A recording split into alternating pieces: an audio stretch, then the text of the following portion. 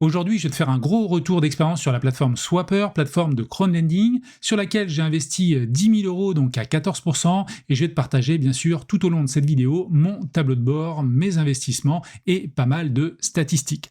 Alors, j'ai déjà fait une vidéo sur la plateforme Swapper il y a quelques mois, j'avais partagé beaucoup d'informations sur l'historique de cette plateforme, sur le bilan notamment du gros groupe derrière, je vais pas revenir là-dessus, je te mets le lien en description de cette vidéo, donc n'hésite pas à aller la voir. Aujourd'hui, je veux vraiment te partager donc mon tableau de bord, et là, on se retrouve donc sur mon dashboard. Tu vois qu'aujourd'hui, j'ai 10 329 euros. 329 euros donc d'intérêt brut touché sur cette plateforme et 10 000 euros investis. Et aujourd'hui, donc, comme tu le vois ici, je ne suis pas à 14% de rendement. Je vais t'expliquer pourquoi tout au long de cette vidéo. J'ai mis pas mal de temps à comprendre le mécanisme autour de cette plateforme. Aujourd'hui, j'ai 11,98%. Ça, c'est le taux sur tous mes prêts actuels, du moins ceux qui m'ont versé des intérêts, et le 10,59%, donc quasiment 0,4% en moins, ça c'est le taux qui inclut également le cash drag. Donc moi je trace tous les jours mon cash drag sur toutes les plateformes de crowdlending et donc je te montrerai mes résultats également.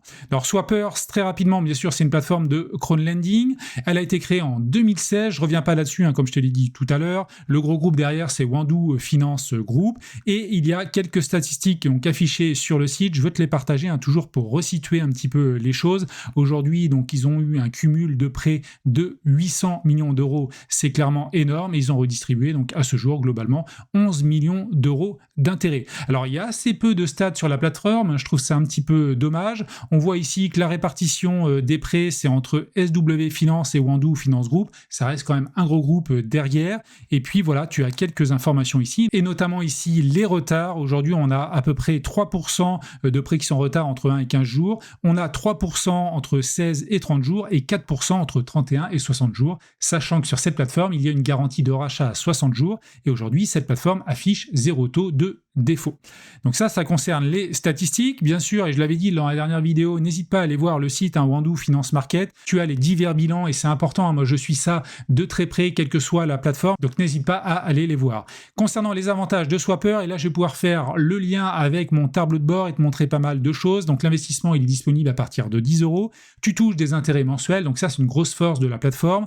Par contre, le taux aujourd'hui affiché théorique, il est de 14% et même 16% si tu rejoins le programme de fidélité. Mais pour cela, il faut avoir, je crois, c'est plus de 25 000 euros disponibles pendant 3 mois sur la plateforme. Et pour moi, 25 000 euros, c'est beaucoup trop par rapport au risque associé. L'idée reste que le crowdlending doit représenter une poche pas très importante, voilà, de ton patrimoine. Et au sein du crowdlending, l'idée, c'est de diversifier entre plusieurs plateforme. Alors 14%, comme tu le vois, ça c'est du théorique et moi personnellement je ne suis pas à ces 14%, donc moi je suis à 11,98%, donc il me manque 2 points. Alors pas à pas, au fur et à mesure de mes investissements, à partir du moment où j'ai commencé à toucher des intérêts, écoute, le taux au départ il était très faible, j'étais 6, 7, 8, 9 et puis ça montait pas à pas. Là j'ai touché la semaine dernière 12%, je suis redescendu un petit peu, mais pas à pas ça augmente. Alors pourquoi j'ai pas 14% aujourd'hui? J'ai sollicité la plateforme et en fait ça s'explique tout simplement par les prêts qui sont en retard, dans mon portefeuille.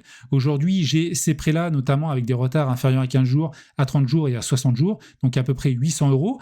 Et c'est ces prêts-là, en fait, qui m'ont pas versé à ce jour d'intérêt, qui font qu'il me manque donc cette rentabilité pour atteindre globalement les 14%. Alors, si on exclut le cash drag, et probablement un 13,5% si j'intègre le cash drag. Donc ça, c'est l'explication. J'ai échangé avec eux pour comprendre vraiment la mécanique et je devrais tôt ou tard y arriver, bien sûr, si les prêts sont remboursés, ce que la plateforme a toujours fait jusqu'à présent, mais le risque zéro n'existe pas. Alors cette plateforme te propose d'investir avec 0 frais, donc ça c'est toujours très intéressant. La durée des prêts, elle est de 30 jours, et ça c'est top, c'est ce que je recherche clairement sur des plateformes de crowdlending aujourd'hui. J'évite d'aller vers des plateformes qui ont des prêts supérieurs à 1 an, à 2 ans, voire même plus. Et comment on peut le voir ici? Donc là, je suis sur mes investissements. En haut, tu as les investissements en cours et tu vois que j'ai à ce niveau-là, voilà, 14 pages de prêts en cours. Il y a 8 prêts par page, ce qui représente globalement aux alentours de 100 prêts en cours. Et ce qu'il est bien de regarder en parallèle, c'est toujours sur cette page mes investissements, tu as les investissements qui sont terminés. Et là, d'ores et déjà, après globalement 4-5 mois sur cette plateforme, je crois même peut-être même 6 mois, j'ai 44 pages de prêts remboursés, x 1,8. Donc tu vois, il y a plus de 300 prêts qui ont été remboursés et j'en ai que 100 en cours. Donc ça, j'aime beaucoup, ça tourne, ça revient, tu peux retirer facilement tes liquidités, donc c'est assez liquide, mine de rien. Donc ça, c'est un point positif de la plateforme. C'est une plateforme qui a quand même 9 ans d'existence, hein, avec zéro défaut, donc ça c'est top. C'est de l'investissement totalement automatique pour moi, j'utilise que ça. Alors ça, sur la page d'accueil, tu peux voir ici que tu as le robot qui est ici activé, je peux le désactiver si j'ai envie, et juste en dessous, tu as la possibilité quand même d'investir manuellement. Le problème de l'investissement manuel, c'est qu'il n'y a jamais de prêt disponible. Après, de toutes les manières, en crowdlending, la cible, ça reste quand même d'aller chercher de l'investissement automatisé, de limiter ton cash drag et aussi d'avoir pas mal de retours, bien sûr, d'intérêt et d'éviter les retards et les défauts. Le cash drag, alors il y en a assez peu, il est évalué pour moi à mon niveau à 3%, je vais te montrer ça ici. Donc moi tous les jours je trace en fait mon cash drag, donc les liquidités disponibles sur chacune des plateformes. Voilà, je le fais depuis maintenant je pense 3-4 mois, j'ai commencé quand exactement le 17 novembre, et c'est très intéressant de suivre cela, ça me permet aussi d'avoir un regard différent sur les plateformes par rapport à entre guillemets quelque chose de subjectif, j'estime qu'il y a tant de cash drag, et là j'ai vraiment des données chiffrées. Donc je le fais sur Debitum, Esketit, Income Marketplace, Mintos, hein, j'investis depuis peu dessus, Peerberry, Robocash et Swapper. Alors Swapper, si on regarde, j'ai fait 83 saisies depuis le début, je suis à 3% de cash drag, 3,04, et ici je voulais regarder sur une durée plus courte, donc là 41 jours, je suis à 3,25%. Donc ça se tient, alors tu vois, hein, des fois je tombe à 0, des fois ça remonte, là ça fait 2 jours je suis à 737 €, mais à chaque fois ça repart. Donc ça, c'est la contrainte un petit peu des plateformes qui ont des prêts courts, parce qu'évidemment, l'argent revient rapidement, donc ça, c'est sécurisant, parce que tu récupères ton capital, tu touches tes intérêts, mais après, il faut retrouver un prêt, il faut que ça se réinvestisse, donc inévitablement, les week-ends, voilà, c'est peut-être plus compliqué, donc ça met un petit peu de temps. Également, ce qu'il faut bien comprendre dans ces 3%, c'est que j'ai rajouté des liquidités sur la plateforme, donc automatiquement, ça a accentué mon cash drag, donc ça, c'est inclus là-dedans. Alors, si on prend l'exemple de 3 à 25%, et je vais revenir ici sur les taux sur la plateforme, ça va expliquer globalement le 0,4 points entre 11,59% et 11,98%. Alors si je prends 11,98%, si je le multiplie par 0,97, là j'ai retiré en fait les 3% globalement de cash drag, donc là j'arrive à 11,62, ce qui est quasiment voilà le 11,59%, donc je retombe sur mes pieds par rapport au calcul de la plateforme. Donc voilà pour cet aspect de cash drag qui est pour moi donc pas un problème sur la plateforme. La diversification géographique, pour moi, elle est très intéressante vis-à-vis des pays ciblés, l'Espagne, la Pologne et la Roumanie. C'est des pays sur lesquels je suis très peu investi vis-à-vis de mes investissements, donc c'est pas mal d'amener cette diversification-là. Le petit bémol, c'est que j'ai sollicité la plateforme. Aujourd'hui, quand tu regardes tes prêts, hein, tu peux aller ici par exemple, tu n'as pas le pays concerné. J'ai demandé qu'ils rajoutent l'information, c'est un petit peu dommage de ne pas savoir voilà, si je suis réparti peut-être à 60% sur l'Espagne ou 30%. Donc ça, c'est vraiment un petit point négatif sur cet aspect de diversification géographique. Tu as également la possibilité de revendre tes prêts parce qu'il y a un marché secondaire. Donc ça ramène encore plus de liquidité. Pour le faire, tu vas sur ton prêt, tu le sélectionnes et ici, tu peux vendre tout simplement. Là, j'ai 100 € sur ce prêt-là. Je peux le vendre et ça marche plutôt pas mal. Donc c'est un point positif. Tu as une application qui est disponible sur iOS et Android. Et enfin, concernant les garanties, tu as une garantie de rachat à 60 jours. Ça, on le voit donc sur tous mes investissements, que ce soit les investissements en cours, voilà, ou les investissements terminés. Buyback. Donc là, je vais avoir un buyback normalement à 1 jour, 60 jours. Donc ça dépend un petit peu des projets. Si je me décale un petit peu, là, c'est 1 jour. Donc ça dépend. Et pour moi, c'est une garantie qu'il faut bien sûr aller chercher.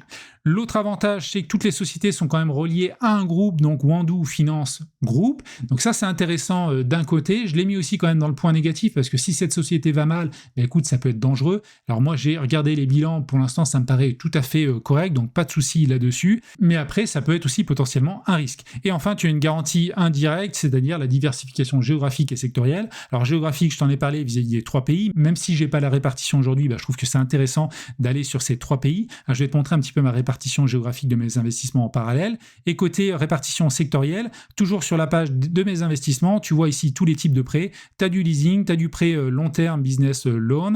Tu as également, la plupart du temps, c'est des prêts quand même court terme, que ce soit business ou des prêts plus classiques. Donc tout ça me convient clairement.